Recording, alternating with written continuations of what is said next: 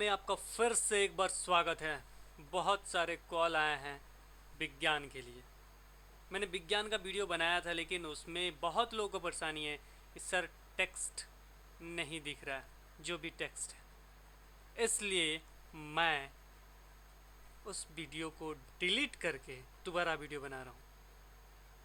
और मैं आज 2011 में जो भी प्रश्न पूछे गए हैं उसमें से आधे प्रश्न को डील करूँगा और सेकंड में आधे प्रश्न को फिर से डील करूँगा और कंप्लीट करूँगा। और इस दोनों वीडियो को देखने के बाद आपको लगेगा कि बहुत कुछ साइंस में कंप्लीट हो गया है। आइए, बातचीत इधर उधर की करने से बढ़िया है कि हम लोग क्वेश्चन पढ़ें और जवाब लें। क्वेश्चन नंबर फर्स्ट यानी 31, मैदानी जगहों की अपेक्षा मरुस्थल में दिन अधिक गर्म और रात अधिक ठंड क्यों होती है? यह प्रश्न है। यह प्रश्न किस तरह आधारित है, किस पे आधारित है? इस प्रश्न को हल करने से पहले हमें इसके ऑप्शन पे ध्यान देना होगा। पहला है ज्ञान आधारित, अवबोध आधारित, अनुप्रयोग आधारित, कौशल आधारित। तो आपको पता होना चाहिए अवबोध आधारित क्या होता है, ज्ञान आधारित क्या होता है, अनुप्रयोग आधारित क्या होता है, कौशल आधारित क्या होता है। उसके बाद इस प्रश्न को आप आराम से सॉल्व कर पाएंगे। तो मैं बताता हूँ पहले ज्ञान आधारित क्या होता है। ज्ञान आधारित प्रश्नों में छात्र वैज्ञानिक परिभाषाओं तथा सिद्धांतों से परिचित होकर उसमें पारस्परिक संबंध स्थापित कर सकते हैं। शब्द देखिए, वैज्ञानिक परिभाषा, सिद्धांत से परिचित होते हैं तथा उसमें पारस्परिक संबंध स्थापित करते हैं। यहाँ देखिए, प्रश्न में देखिए, मैदानी जगहों की अपेक्षा मरुस्थल में दिन अधिक गर्म, रात अधिक ठंडी होती है। यह किस तरह का है, क्यों होती है, यानी यह किस तरह का प्रश्न है?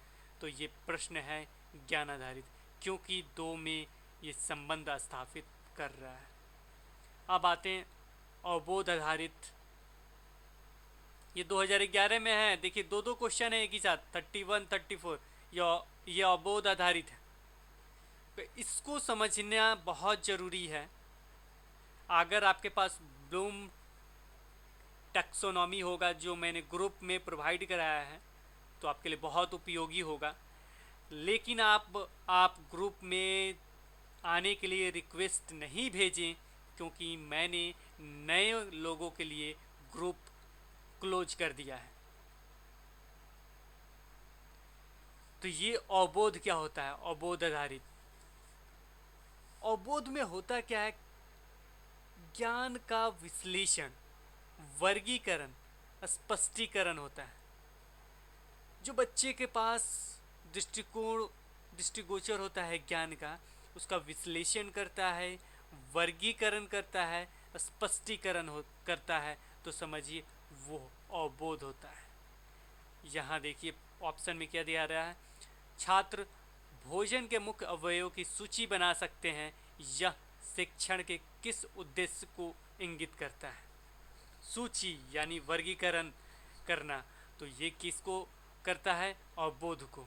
अगर थोड़ा सा दिमाग लगाएंगे तो कोई परेशानी नहीं होगी साइकोलॉजी को बनाने में। अब आते हैं अनुप्रयोग। अनुप्रयोग, जो भी आपको ज्ञान मिला है, जो भी आपने गेन किया है, जो कक्षा में सीखी गई जो बातें हैं आपकी, वो कार्यस्थल पे नई स्थितियों में प्रयोग जो करते हैं, उसी को अनुप्रयोग कहते हैं। यानी उसका यूज करना, किसी चीज़ का निर्माण करना, खोज करना, प्रदर्शित करना, ये क्या होता है? अनुप्रयोग होता है। तीनों क्लियर? मूल्यांकन तो आप जानते ही हैं, मूल्यांकन क्या होता है। कौशल, स्किल्स होते हैं जो सीखे जाते हैं, तो ये कौशल आधारित होगा।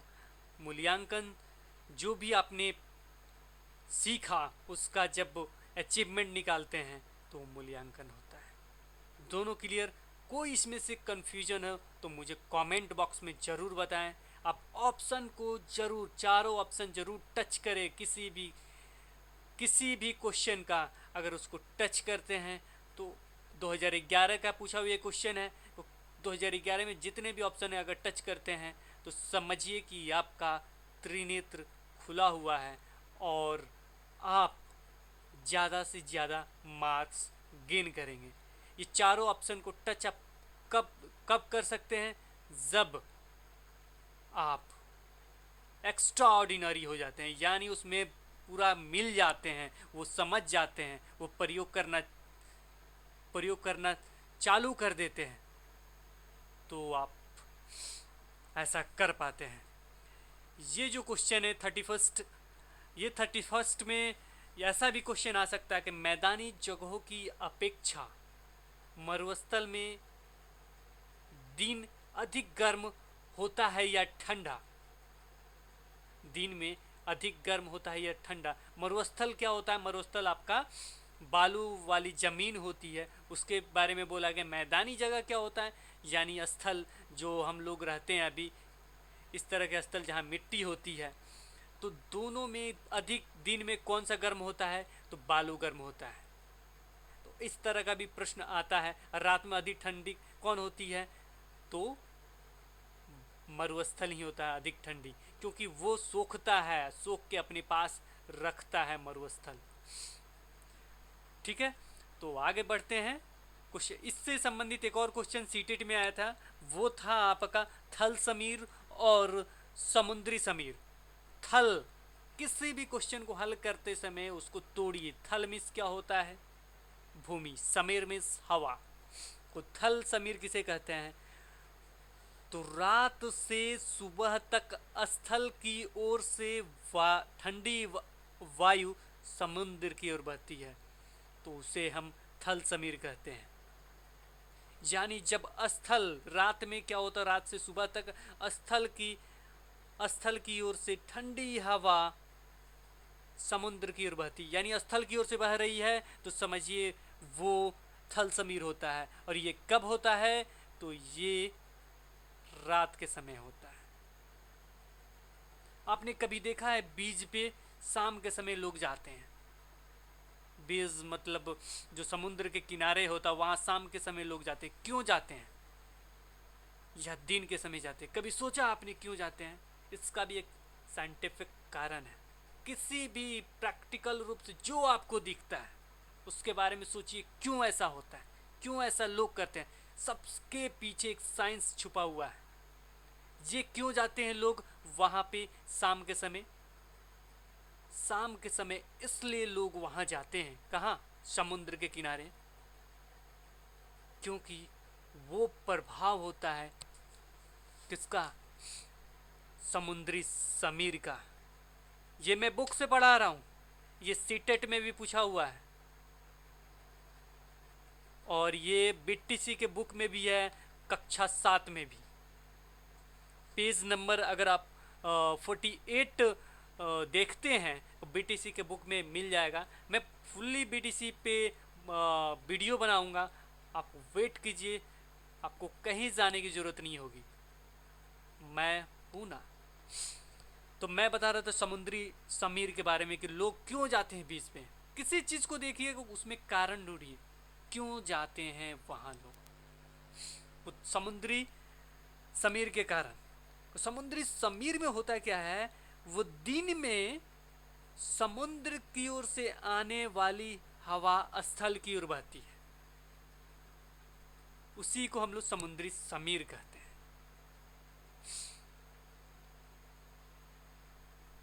तो ये बहती क्यों है? रात में इधर से बहती है, दिन में उधर से बहती है। क्यों? इसका भी एक कारण है क्यों बहती है। तो दिन में समुद्र, पानी, समुद्र में क्या होता है? जल होता है, एक होता है मिट्टी यानी थल, समुद्र की ओर से थल से बहती है, वो ठंडी हवा बहती है, तो बहती है कि क्यों थल की ओर जाती है, ये भी क्वेश्चन है। तो देखिए जब दिन में धूप पड़ता है, धूप आता है तो पानी में भी जाता है, दूसरा ज़मीन पे भी बराबर जाता है, लेकिन पानी लेट से गर्म होता है और धरती जल्दी गर्म हो जाती है। जब धरती गर्म होती है कि वहाँ की वायु जो होती है, जो समीर होता है वायु जो, तो वो हवा ऊपर उठती है, गर्म होके ऊपर उठती है। कोई भी चीज़ गर्म होती है, हवा गर्म होती है, ऊपर उठती है। वो ऊपर उठती है तो समुद्र का जल होता है वो धीरे से गर्म होता है, तो वहाँ की हवा इस हवा को भरने के लिए आती है, इसलिए उधर की हवा बहती हुई, समुद्र की हवा बहती हुई स्थल की ओर बढ़ती है। बस इसी को कहते हैं हम लोग समुद्री समीर, समुद्र की ओर से बहती है दिन में। तो इसी का मजा लेने के लिए, उस ठंडी हवा का दिन में भी मजा लेने के लिए लोग कहाँ जाते हैं, बीच पे जाते हैं, यानी समुद्र के किनारे। क्लियर? कोई भी क्वेश्चन, कोई भी doubt, right in comment box. Science का कोई भी क्वेश्चन हो तो कमेंट बॉक्स में ज़रूर डालें, क्योंकि साइंस मेरा फेवरेट है। अब आगे बढ़ें। 31, 34 क्लियर, नो डाउट।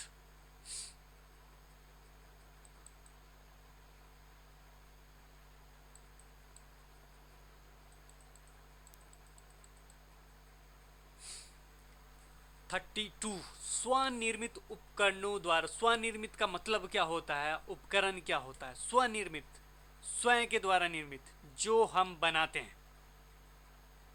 उपकरण, जो भी मैंने उपकरण बनाया वो द्वारा किस मूल्य की उपयोगिता नहीं होगी, यानी किस मूल्य की उसका यूजफुल नहीं होगा। यहाँ नई शब्द है, बनाते समय अंडरलाइन करेंगे। शैक्षिक मूल्य, आर्थिक मूल्य, मानव श्रम के प्रति अनादर भाव। अनादर समझते हैं निगेटिव पॉइंट, ऐसा पॉइंट आएगा तो समझिए उसको टिक कर देना, आगे पढ़ने की जरूरत नहीं है। सामाजिक मूल्य देख लेंगे, बट इसको टिक कर देंगे, क्योंकि जो भी हमने बनाया है उसके प्रति अनादर। कोई भी बनाता है, गलत बनाए सही बनाए या कुछ त्रुटियां होती है तो उसके प्रति आप अनादर भाव नहीं दिखा सकते। कोई भी बच्चे को आप पढ़ाने गए हैं, बच्चे गलतियां करते हैं, ये क्वेश्चन क्यों पूछा गया है, ये भी एक होता है। क्यों पूछा गया है? इसलिए पूछा गया है कि हो सकता है कोई बच्चा गलती करे, उसका आप अनादर नहीं करें। यहाँ आदर होता वो सही हो सकता था, लेकिन यहाँ है अनादर, अनादर वर्ड। यहाँ ये टिक कर देंगे तो ये क्या हो जाएगा, सही हो जाएगा और आपको मिलेंगे 1 मार्क्स। आपको 4 ऑप्शन है, 4 में एक ही सही होता है, उसको हर हालत में टिक करना है, याद रखिएगा। किसी और ऑप्शन पे क्यों जाएंगे अगर वो सही नहीं है तो। 4 ही तो ऑप्शन है, क्वेश्चन 1 है, 4 ऑप्शन है, बाकी सब कुछ आपका क्लियर है तो वो ऑप्शन जरूर आपको मिलेगा।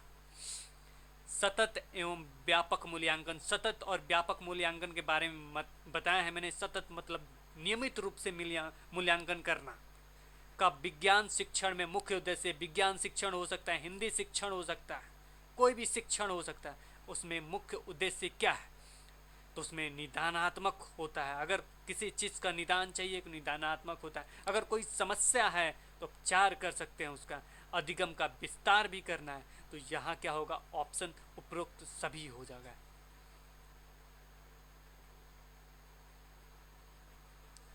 क्लियर? सतत और व्यापक मूल्यांकन का भी मतलब आपको मैंने फिर से बता दिया, यानी नियमित रूप से, डेली रूप से उसका मूल्यांकन करना, ये अभी लागू हुआ है और ये बहुत ही इम्पोर्टेंट है, सतत एवं व्यापक मूल्यांकन। और इसका मतलब हमेशा पूछता है, इसका क्या मतलब है, यानी प्रतिदिन बच्चे के सर्वांगीण विकास के लिए, सब कुछ के विकास के लिए हम लोग सतत एवं व्यापक मूल्यांकन का टीचर उपयोग करते हैं। आइए बढ़ते हैं अगले क्वेश्चन पे।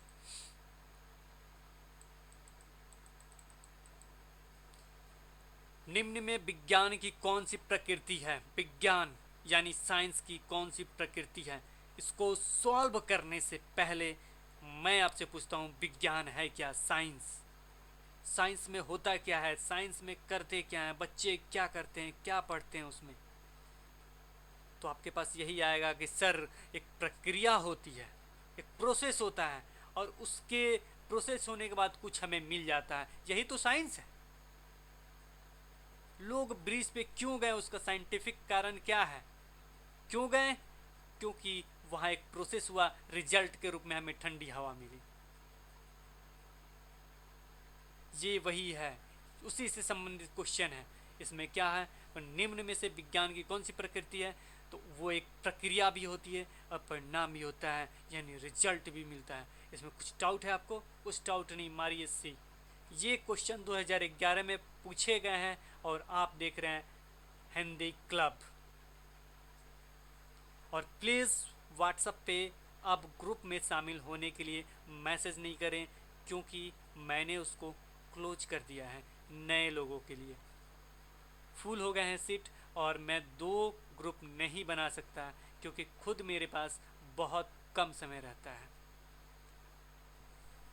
अभी रात के 1:15 हो रहे हैं और आपके लिए मैं कुछ क्वेश्चन बना रहा हूँ, ताकि आप आगे बढ़ सकें, आप कुछ कर सकें। और मैं कोशिश करूँगा कुछ देर का ही वीडियो बनाऊं, लेकिन डेली बनाऊं। सामाजिक विज्ञान का भी मैं जल्दी ही स्टार्ट करने वाला हूं, और साइंस का आज आपके सामने है। टीन का ढक्कन, डोरी, रबड़ का छल्ला, किल, लकड़ी का स्टैंड, हथौड़ी द्वारा निम्नलिखित में से कौन सा स्वयं निर्मित वैज्ञानिक उपकरण बनाया जा सकता है? क्या बनाया जा सकता है इससे? आप रूम पे जाइएगा और इसको देखिएगा। टीन का ढक्कन है, रबड़ है, कील है, लकड़ी का स्टैंड है। ये हथौड़ी तो यूज के लिए होता है, तो इससे क्या बनाया जाए? लैंप बनाया जा सकता है, टिपाई बनाया जा सकता है, प्रखनाली स्टैंड बनाया जा सकता है। देखिए लकड़ी का स्टैंड है, अंतर देखिए। तो इससे क्या बनाया जाएगा? सरल कमानीदार दूल्हा बनाया जाता है। इसके बारे में सोचें, किसी भी चीज़ को प्रैक्टिकल रूप से सोचिए। अगर ये होता तो मैं लैंप बना दूंगा, स्प्रिट लैंप।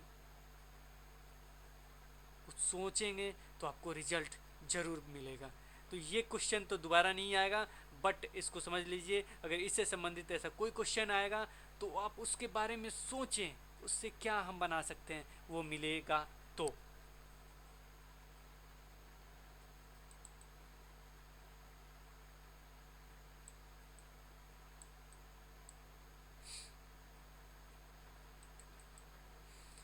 चलिए, विज्ञान पटाचार्य के वैध मानकों में से संज्ञानात्मक वैधता के लिए निम्न में से कौन जरूरी है? ये 4 ऑप्शन है, इसमें से सबसे ज़्यादा क्या जरूरी है? पहला है पाठ्यचर्या का विषय वस्तु तथा प्रक्रिया बच्चों की संज्ञानात्मक पहुंच के भीतर आए, यानी जो भी उनका ज्ञान है उसके भीतर से ही विषय वस्तु, पाठ्यचर्या का विषय वस्तु होने चाहिए, तथा उससे संबंधित प्रोसेस होना चाहिए। तो जब उनके ज्ञान के भीतर से रहेगा तो आप क्या नया सिखाएंगे? उससे क्या होता है, वो अटैच होता है, पूर्व ज्ञान से अटैच होके नया होता है, तो ये गलत हो जाए। दूसरा, पाठ्यचर्या ईमानदारी, वस्तुपरक आदि जैसे मूल्यों को प्रोत्साहित करे।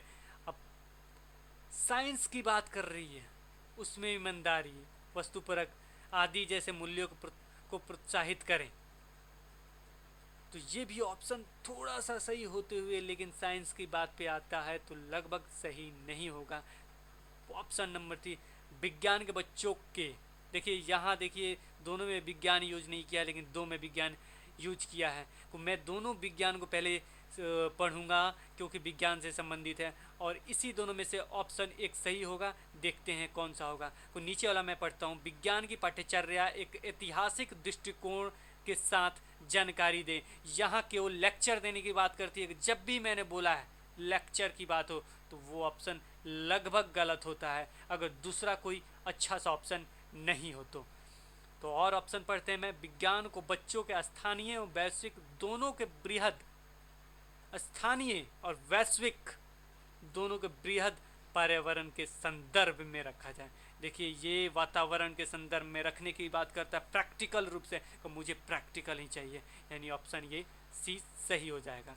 अब आते हैं क्वेश्चन नंबर 41 पे।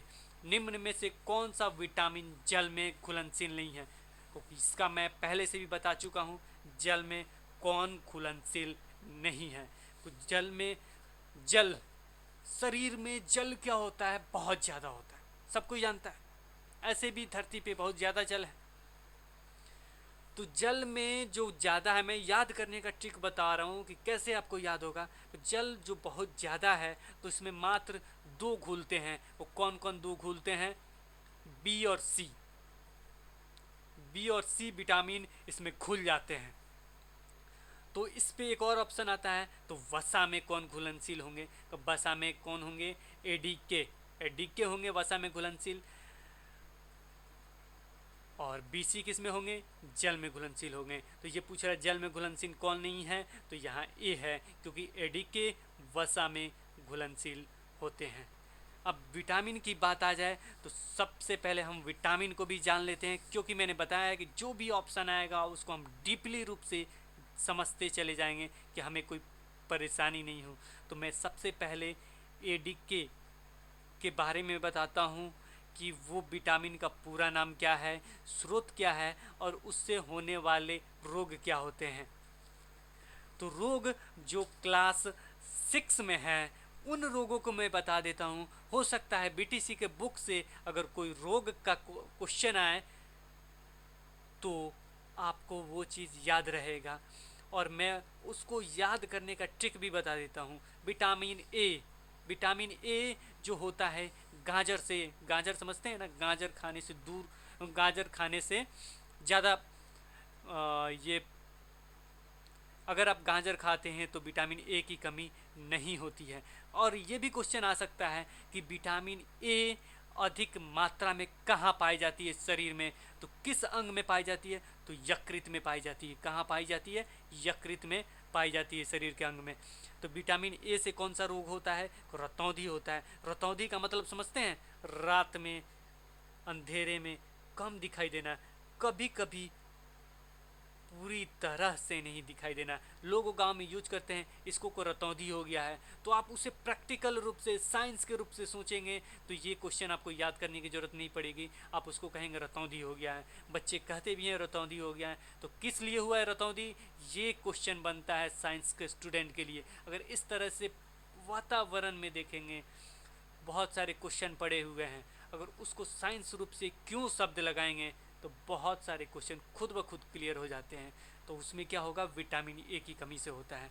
विटामिन बी जैसा नाम है वैसा इसका रोग भी है। विटामिन बी यानी बेरी बेरी, याद हो गया? कुछ याद करना है? विटामिन ए रतौंधी, विटामिन बी बेरी बेरी। तो बेरी बेरी से क्या होता है? विटामिन ए का नाम है रेटिनॉल। क्या नाम है इसका? रेटिनॉल। इस रेटिनॉल इसका पूरा नाम है। और विटामिन बी का बहुत सारे नाम हैं। थायमीन है,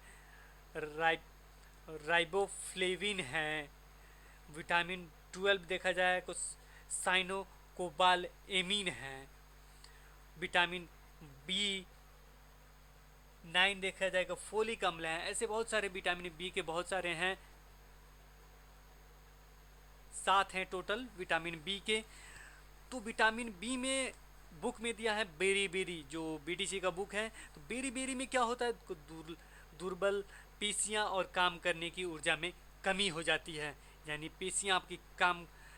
पेशियां कमज़ोर हो जाती है और आपको काम करने में कमी महसूस होने लगती है, ऊर्जा की कमी महसूस होने लगती है, इंसान थकने लगता है। विटामिन सी जिसका नाम है एस्कॉर्बी अम्ल। विटामिन सी से कौन सा रोग होता है? जैसा नाम है स्कॉर्बी, रोग भी इसका स्कॉर्बी होता है। तो इसमें क्या होता है? मसूड़ों से खून निकलना शुरू हो जाता है। क्या होता है इसमें? मसूड़ों से खून निकलता है और घाव भरने में अधिक समय लगता है। और घाव भरने में क्या होता है? अधिक समय लगता है। ये दूर किससे होगा? तो नींबू खाइए, संतरा खाइए, नारंगी खाइए जो खट्टे वाले होते हैं। तो ये सब खाना होता है, आंवला, टमाटर, कच्ची गोभी। और बुक में और क्या है? विटामिन डी जिसे रिकेट्स नाम से जानते हैं, विटामिन डी की कमी से होता है। अस्थियों का मुलायम होकर मुड़ जाना ही रिकेट्स कहलाता है। ये धूप में बैठिएगा तो ये दूर होगा। और इसके साथ साथ दूध से बने पदार्थ खाएंगे तो मछली के यकृत का तेल यूज करेंगे तो विटामिन डी की कमी नहीं होगी। उसके बाद है कैल्शियम। कैल्शियम की कमी से क्या होता है? अस्थि और दंत क्षय। अस्थि और दंत क्षय होता है, कमजोर अस्थियां हो जाती हैं और दंत क्षय यानी दांत क्षय होने लगता है उसका। आयोडीन। आयोडीन का नाम तो जानते ही होंगे, आयोडीन नमक सुना होगा ना आपने। तो उसकी कमी से क्या होता है? वो घेंगा का रोग होता है। घेंगा का रोग मतलब क्या होता है? वो गले की ग्रंथि का फूल जाता है और बच्चों में मानसिक विकलांगता भी होती है। किसकी कमी से? तो आयोडीन की कमी से। अब आते हैं लौह पे। लौह यानी लोहा, Fe जिसको कहते हैं। तो इसमें होता है अल्प रक्तता होती है। इसका रोग जो है, रोग का नाम है अल्प रक्तता, यानी कमजोरी हो जाएगी और रक्त की कमी हो जाएगी। ये आपके बुक में दिया हुआ है तो इसको याद रखेंगे। और भी मैं बता देता हूँ, जैसे विटामिन ई। डी को क्या कहते हैं? विटामिन डी को कैल्सीफेरॉल कहते हैं। और विटामिन ई को क्या कहते हैं? को टेकोफेरॉल कहते हैं। विटामिन के को क्या कहते हैं? को फिलोक्यूनोन कहते हैं। को विटामिन ई की कमी से क्या रोग होता है? को जनन क्षमता में कमी हो जाती है। इसको दूर कैसे करेंगे? मूंगफली खाएंगे, अंडे खाएंगे, गेहूं खाएंगे, अनाज खाएंगे, हरी सब्जियां खाएंगे। और विटामिन के क्या होता है? तो विटामिन के से रुधिर स्कंदन में कमी हो जाती है। यानी जब किसी किसी का शरीर देखे होंगे, खून खून बहने लगता है, रुकता नहीं, यानी उसका थक्का नहीं बनता है, थक्का नहीं बनता है। तो ये कैसे कमी दूर होगी? विटामिन के की कमी से होती है। तो इसका दूर करने का उपाय है हरी पत्तीदार सब्जियां खाएं, अंडे खाएं, यकृत खाएं। तो मैंने सब विटामिन के बारे में बता दिया, उससे संबंधित रोग भी बता दिया। अगर इसमें कोई परेशानी हो तो कमेंट जरूर करें। अब हम आगे बढ़ते हैं।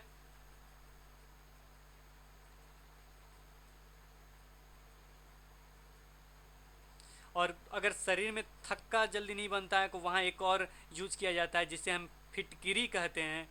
फिटकिरी का भी इस्तेमाल करके हम थक्का बना सकते हैं, वो रुक जाता है।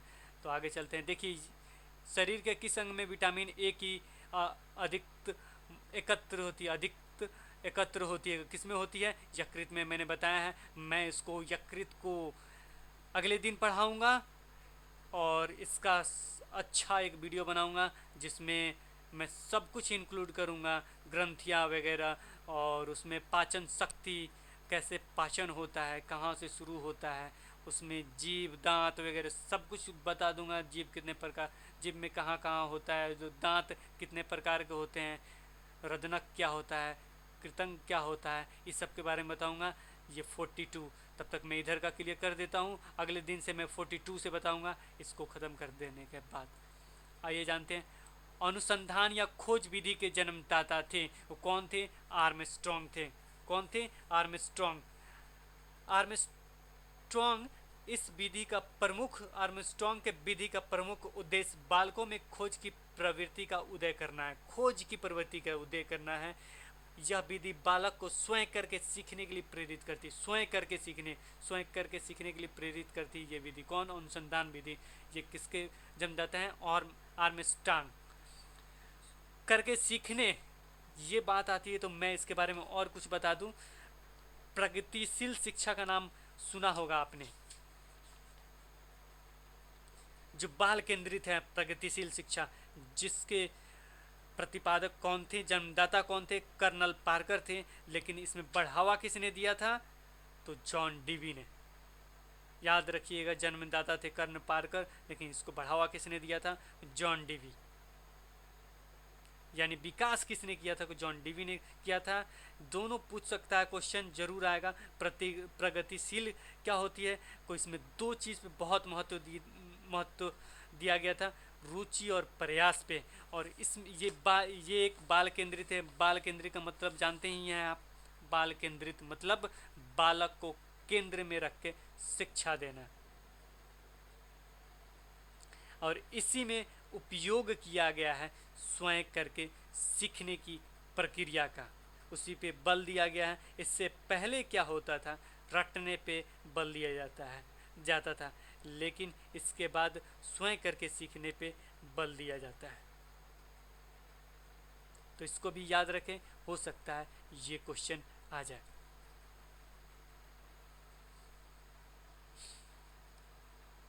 देखिए मैंने वसा में घुलनशील के लिए बताया है, आपको याद भी होगा, इसको आप अब भी सॉल्व कर सकते हैं। तो वसा में कौन घुलनशील है, जो ज़्यादा होते हैं, यानी एडिक के, ये दिया है, इसको टिक कर देंगे।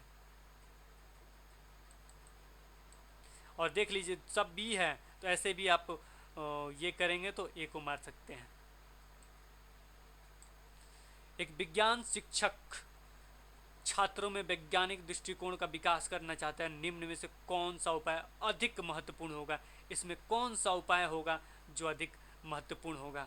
पहला है जिज्ञासा की तृप्ति। ये होता क्या है, कुछ छात्रों के अंदर जिज्ञासाएं होती हैं, उसके अंदर प्रश्न होते हैं, और उस प्रश्न को शिक्षक का कर्तव्य है उत्तर दे के उसे तृप्त करें, यानी पहला ऑप्शन सही है। दूसरा अंधविश्वास उन्मूलन।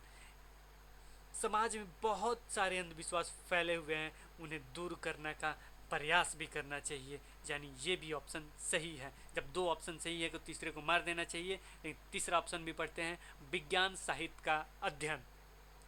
विज्ञान विषय से जुड़ी जितने भी खोज हैं और रोचक तथ्य हैं उसके बारे में जानकारी जरूर देना चाहिए, ताकि बच्चों का सर्वांगीण विकास हो। तो इसमें से क्या हो जाएगा, उपरोक्त सभी हो जाएगा।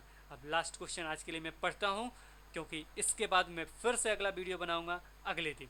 निम्नलिखित में से सबसे अधिक प्रभावशाली दृश्य श्रव्य साधन होगा, बताइए कौन सा। व्याख्यान यानी लेक्चर सबसे कम होता है, तो सबसे पहले इसको काटेंगे। प्रदर्शनी है, यानी कोई प्रदर्शनी लगा दिए तो उसको देखने से बच्चों को थोड़ा बहुत फ़ायदा होगा, लेकिन बहुत ज़्यादा प्रभावशाली नहीं होगा, तो इसको भी काट देंगे। यहाँ बचा भ्रमण और चलचित्र। आप जानते हैं कि बच्चे क्या करते हैं, एक टक किसी चीज़ को देखते हैं तो वह है टीवी, 3 घंटे तक एक फिल्म देख लेते हैं और पूरी कहानी उसके दिमाग में बैठ जाती है। लेकिन जब अधिक प्रभावशाली की बात आती है तो ये ऑप्शन गलत हो जाएगा। किसी भी चीज़ को अगर हम किसी जैसे आप यूट्यूब पे मेरा चैनल पे यानी हिंदी क्लब को आप देख रहे हैं, उसका वीडियो देख रहे हैं, तो आपको उतना फ़ायदा नहीं करेगा जब तक आप मेरे पास आके नहीं सीखते हैं। इसका मतलब मैं आपके लिए कोचिंग नहीं खोल रहा हूँ, मैं ऐसे आपको समझा रहा हूँ। तो आप अगर भ्रमण करते हैं, उस चीज़ को देखते हैं, उससे संबंधित क्वेश्चन पूछते हैं, आसपास घूमते हैं, आप छूते हैं, टच करते हैं, यानी भ्रमण करते हैं, वहाँ जाके प्रैक्टिकल रूप से देखते हैं, तो सबसे ज़्यादा प्रभावशाली क्या होगा, तो भ्रमण होगा। मुझे नहीं लगता है कि मैंने अभी तक जितना भी बताया उसमें कोई आपको प्रॉब्लम होगा, क्योंकि ये साइंस है और साइंस में दिमाग खोल के सब कुछ होना चाहिए। आज के लिए इतना ही। Thanks for watching this video.